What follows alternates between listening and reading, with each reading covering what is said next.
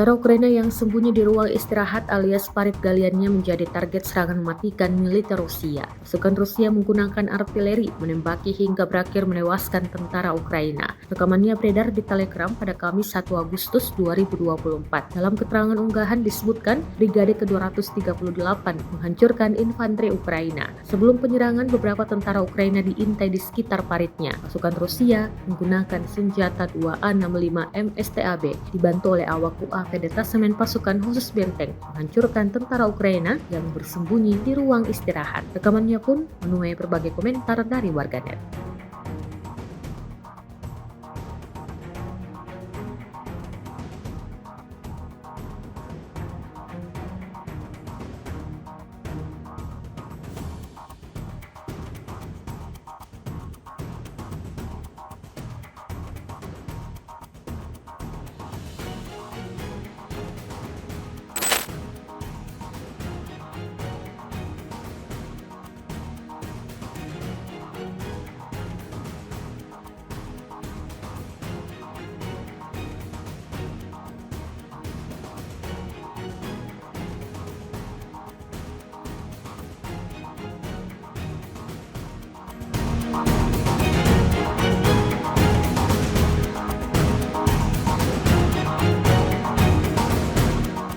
Download Tribun X sekarang, menghadirkan lokal menjadi Indonesia.